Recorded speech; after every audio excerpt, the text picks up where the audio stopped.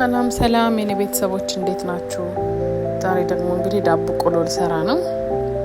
እንግዲህ ሁላችሁም እንደምታስታውሱት አላቅም እንግዲህ ብዙዎቻችሁ ምናልባት ታውቁ ይሆናል። ልጅ ሆነን በብዛት እንጠቀመው የነበረ ነገር ነው ዳቦ ቆሎ። እንግዲህ አሁን እስኪ የመስራት ሀሳቡ መጥቶልኝ እየሰራሁኝ ነው። በጣም አሪፍ አድርገን እንሰራለን ማለት ነው። እዚህ ጋር እንደምታዩት ቤኪንግ ፓውደር፣ ቫኒላ ጨምር ያለሁኝ። ከዛ ደግሞ እንግዲህ ትንሽዬ ዘይት ጨምራለሁ።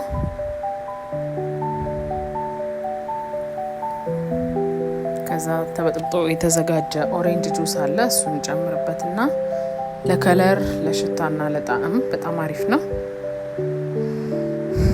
ከዛ እንግዲህ እንደምታዩት ዱቄት አለን እዚህ ጋር ነጭ ዱቄት ወይም ፍርኖ ዱቄት የምንለው በተለምዶ ማለት ነው። እሱን እንጨምርና አብረን እናቦካዋለን። ከዛ በፊት ግን እናዋህዳለን። ትንሽ ስኳር ጨምርበታለሁ። ስኳር የማትፈልጉ ሰዎች በጁሱ ብቻ በመጠቀም መስራት ትችላላችሁ።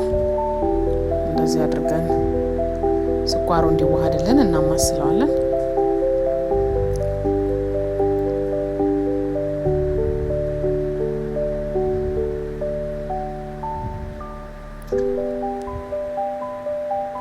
እንግዲህ ሰብስክራይብ ሳታደርጉ እያያችሁ ያላችሁ ሰዎች ቤተሰብ እንሁን። ሰብስክራይብ አድርጉና አብረን እንግዲህ እንደዚህና የመሳሰሉ ኮንተንቶችን በምናዘጋጅ ሰዓት አብረን እየተማማረን እንድንሄድ ሰብስክራይብ ማድረግ እንዳትረሱ ቤተሰቦች እንሁን። እንግዲህ እንደምታዩት ዱቄቴን እያቦካው ነው። ተቦክቶ ታሽቶ ተዘጋጅቷል። በደንብ እናሸዋለን።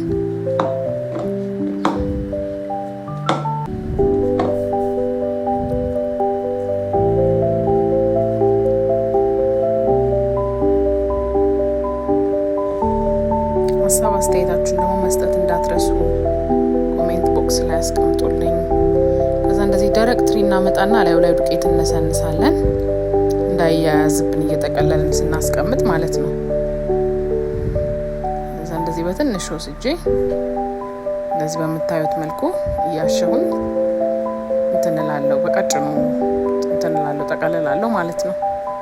እጃችን እየደረቀ እንዳያስቸግረን እጃችንን ዘይት ትንሽ እያደርገን ተቀብተን እንደዚህ አድርገን መጠቅለል እንችላለን ማለት ነው።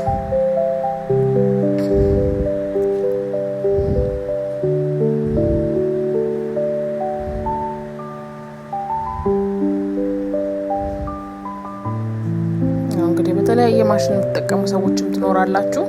ያም ጥሩ ነው። እኔ ግን ማሽን ስለሌለኝ ያው በእጄ ልክ በድሮ ስታይል ማለት ነው ድሮ ልጅ እያለን በምናዘጋጀው መንገድ እንደዚህ አድርጌ እየጠቀለልኩኝ አዘጋጃለሁ ማለት ነው። ቀጠን አድርጌ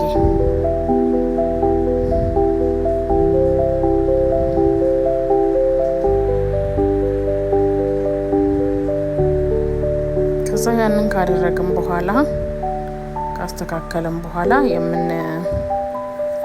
የምንቆርጥበትን ነገር እናዘጋጃለን። እኔ መቀስ ነው የምጠቀመው። መቀስ ራሱን የቻለ የኪችን መቀስ ማለት ነው። እሱን እንጠቀምና እንደዚህ በትንንሹ ቀጭ እያደረግን ጫፍጫፏን እንቆርጣለን ማለት ነው። ሳይዙን በተቻለን አቅም ለማመሳሰል ሞክረን እንደዚህ እንቆርጠዋለን። አውቃለሁ ጊዜ ይፈጃል፣ ግን እንግዲህ አንዳንዴ ደግሞ እንግዲህ የድሮን ጣዕም የለመድን እኛ ቁጭ ብለን ብንቆርጥም ያን ያህል አስበንበት ስለሚሆን ችግር የለውም። ማሽን ያላችሁ ግን ያው በማሽን በመጠቀም መቁረጥ ትችላላችሁ በምትፈልጉት ሼፕ።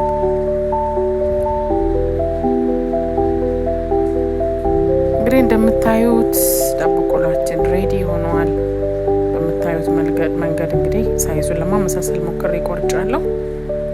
አሁን ቀጣዩ ምንድነው የሚሆነው? ምጣድ እንጀራ ምጣድ ላይ እንደዚህ በዚህ መልኩ 1650 ነው የምጣዱ ፓወሩ ማለት ነው። እንደዚህ ምጣድ ላይ አድርገነዋል። ይሄው እንደምታዩት እንግዲህ ደርሶ ለሻይ ለስናክ ሰዓት በዚህ መልኩ እየተጠቀምን እንገኛለን። እንግዲህ እናንተም በቤታችሁ ሰርታችሁ ማጣጣም ትችላላችሁ። እንግዲህ እኔ ቤተሰቦች ሰብስክራይብ እናድርግ። ሰብስክራይብ ማድረጋችሁን እንዳትረሱ። በሌላ ኮንተንት እስከምንገናኝ ሰላም ሁኑ። ባይ